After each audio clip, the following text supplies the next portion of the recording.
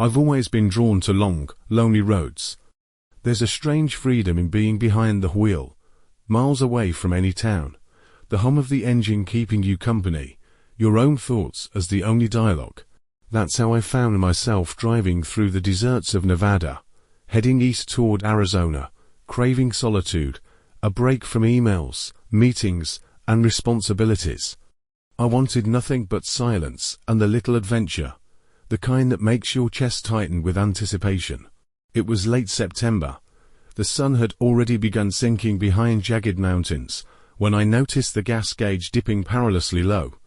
I hadn't seen a single service station in hours, just endless stretches of asphalt flanked by desert scrub and rocky hills. My GPS blinked at me. 42 miles to the next gas station. 42 miles, with a half-empty tank. Risky, but I thought I could make it. Then I saw the sign. Highway into 7 miles ahead. I'd never heard of it. I zoomed in and out on the GPS, but no towns, no streets, no clues appeared, just a lonely pin, floating in the middle of nowhere. Still, I had no choice. 7 miles. I followed the road, and after a while, the building appeared, a low, brick structure with a flickering neon sign, buzzing faintly. The parking lot was almost deserted, cracked asphalt with weeds growing through the lines. Only one car was parked near the entrance, a dusty pickup with no license plate. I parked near the front, grabbed my bag, and stepped out. The air was hot, dry, and carried a faintly sweet, almost metallic smell like burnt sugar and rust. Inside, the lobby was dim, yellowed walls lined with photographs of the inn in its glory days, maybe the 1950s or 60s. The reception desk was empty. I called out, silence, except for the low hum of the refrigerator behind the counter and the faint creak of the swinging door. I explored further. The hallway stretched left, lined with doors numbered strangely. 1 led to 4, 4 led to 7, 7 led to 2. The carpet was threadbare, the smell of mildew heavy, and the lighting flickered intermittently. At the end of the hallway, a man appeared, thin, in a grey suit, hair slicked back, face pale, eyes sunken. His smile didn't reach his eyes. Room, I asked. 5, 1 night. His voice was low, almost whispering, and his gaze flicked toward the end of the hall. Yes, I said. He handed me an old brass key on a faded tag. Don't mind the others. They. Get around. His eyes darted again. I looked, but saw nothing. Room 5 was small, a bed, dresser, a chair by the window. Sheets smelled faintly of cigarette smoke. I unpacked and went to the window. Outside, the desert stretched endlessly, the black silhouette of mountains etched against the twilight sky. Dinner was in the diner, attached to the inn. A woman in her 40s, apron-stained, hair in a tight bun, served me spaghetti that had likely been sitting under a heat lamp too long. She smiled, but tightly, asked nothing, moved silently. The diner was empty, save for me, the faint buzz of the neon sign outside, and the faint creak of the swinging door. Back in the room, I tried to sleep. Midnight came, but sleep evaded me. A soft tapping at the window drew my attention. I sat up. Nothing outside. I tried to convince myself it was a branch in the wind, but the tapping turned into scraping fingernails across glass. Heart pounding. I grabbed my flashlight, swung it across the room. Nothing. I opened the door. The hallway stretched empty, but the old clock on the wall ticked erratically. It was 3 a.m. Then came the voices. Murmurs at the end of the hall. Low, unintelligible. I froze. The voices stopped abruptly. A shadow moved, long-limbed, human-shaped, disappearing before I could focus. Days or maybe nights blurred together. Time had no meaning. Every attempt to leave ended in the same result, roads folding back to the inn. Cars, trucks, nothing made sense. Each time I returned, the pickup was gone. The diner's coffee was always fresh. The same spaghetti plate waited for me. The brass key never left my hand. Other guests appeared occasionally, figures in outdated clothing, silent, staring, never leaving rooms. Their eyes met mine in mirrors and windows, hollow, pleading, accusing. Whispers echoed through the hallways, chanting, overlapping, incomprehensible. Doors creaked open, revealing rooms I'd never seen before, basements, attics, holes that twisted impossibly.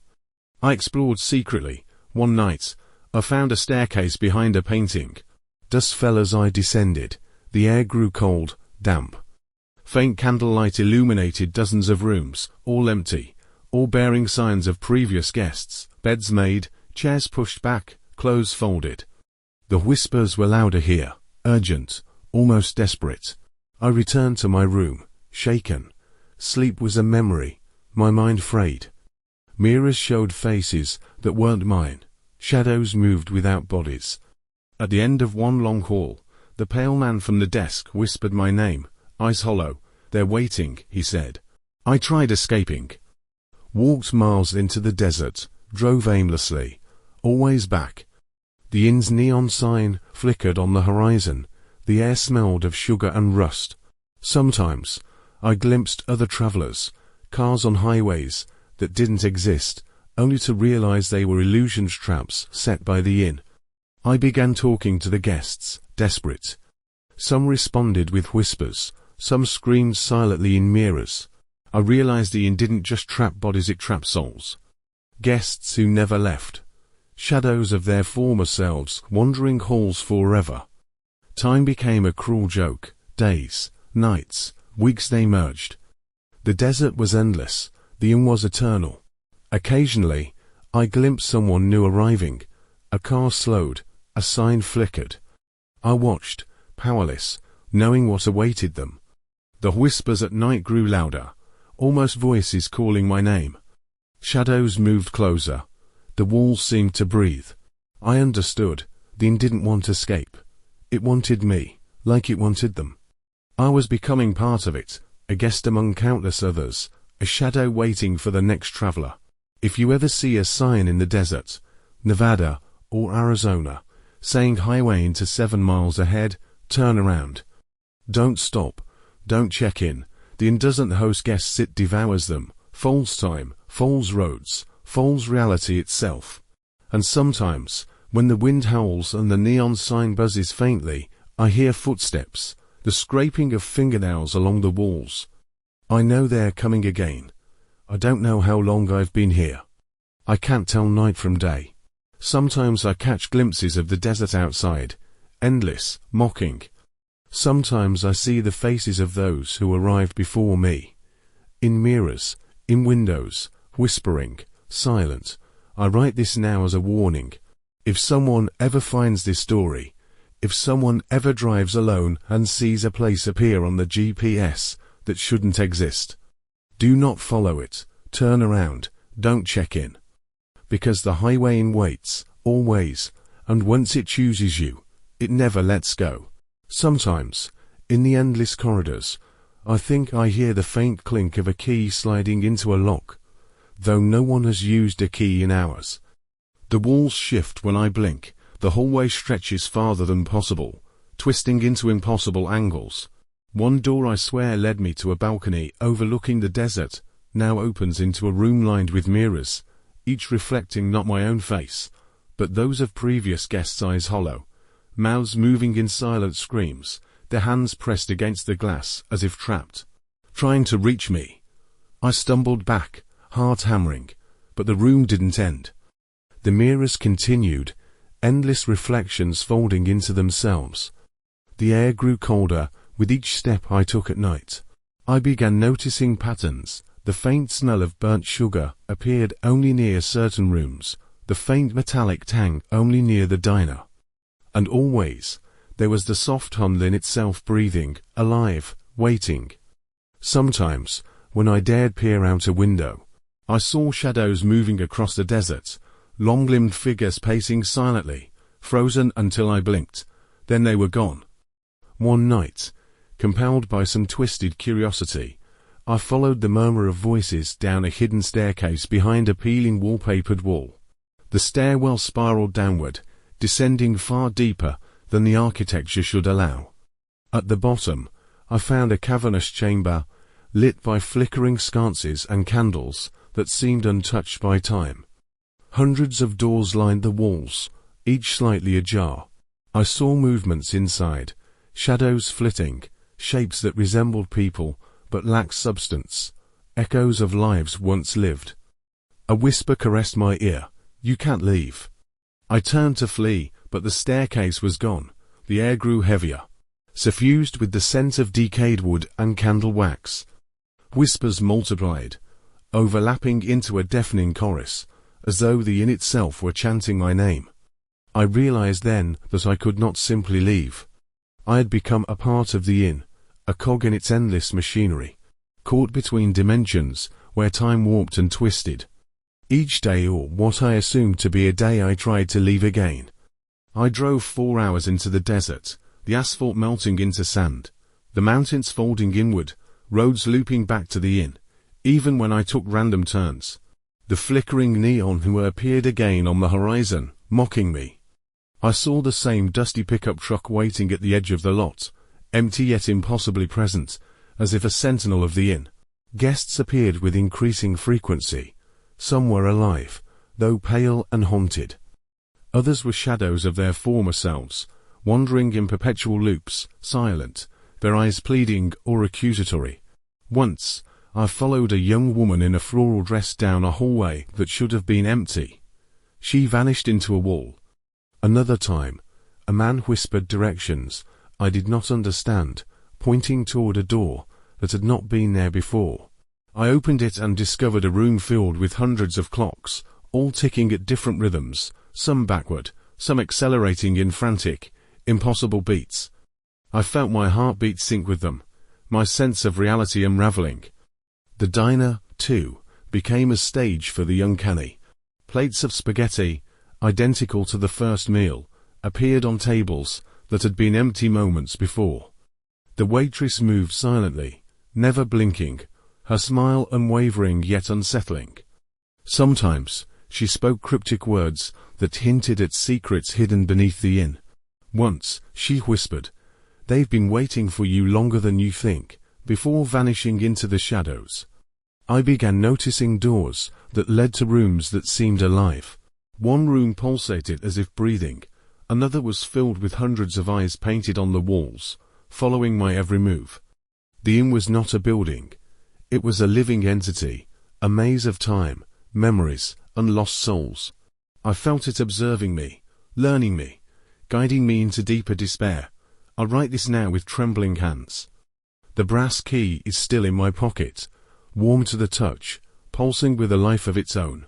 Sometimes, I feel it moving, turning in my hand as if someone or something is waiting for me to act. I do not know how much time has passed. I hear the soft scuffle of footsteps, the scraping of nails, and the faint hum of neon that never fully turns off. Shadows press against the walls, long and thin, waiting.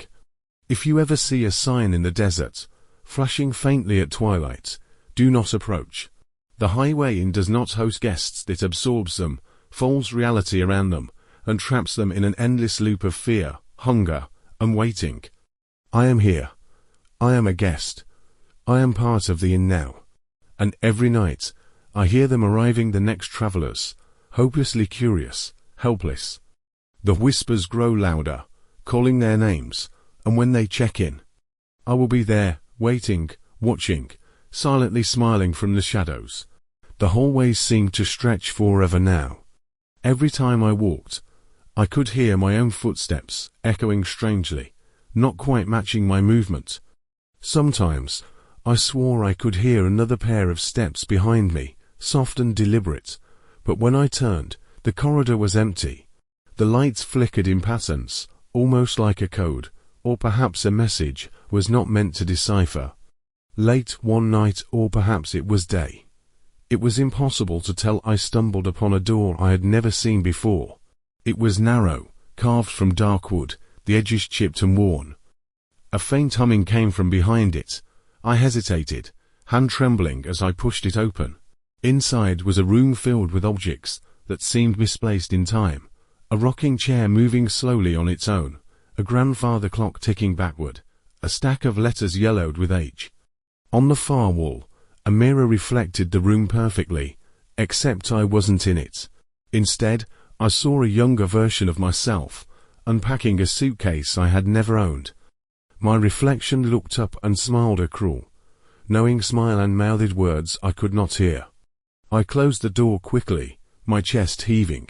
My mind felt raw, stretched thin by the endless layers of the inn. The whispers had grown insistent, almost urgent, calling me to explore further, to find something I could not name. Every time I followed them, I discovered more hidden passages, rooms that didn't exist before, staircases leading to basements that felt like caves, damp and cold, lined with doors that led nowhere or perhaps everywhere. Some nights, I would wake to the sound of faint music, a piano playing notes that felt achingly familiar yet impossible. I would follow it, creeping down hallways and staircases, only to find an empty room, dust motes dancing in the faint light. The piano would stop, replaced by the soft scraping of nails against wood, whispering my name, always my name. I started marking the doors with chalk, trying to map the impossible maze. The numbers changed overnight. Room 5 became Room 12. Room 7 became Room 3. The hallways themselves seemed to shift in my absence. I realized the inn was alive, watching me, and perhaps guiding me toward a fate I could not escape. Occasionally, I glimpsed the other guests, trapped in their own loops. Some repeated the same movements endlessly, pouring coffee that evaporated before reaching the cup, walking hallways only to vanish into walls, whispering to mirrors that refused to reflect them. Their eyes, hollow and desperate, followed me.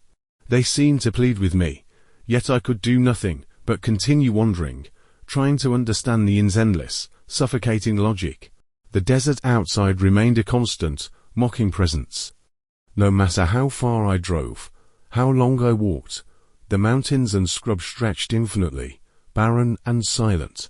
Yet sometimes, in the distance, I saw shapes moving, figures on the horizon, only to realize they were illusions.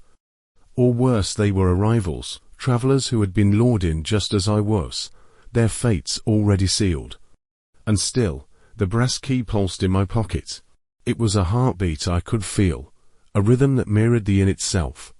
Sometimes, it would move on its own, twisting slightly in my hand, guiding me to rooms I dared not enter, or doors I was not ready to open. I had come to understand, the key was not mine.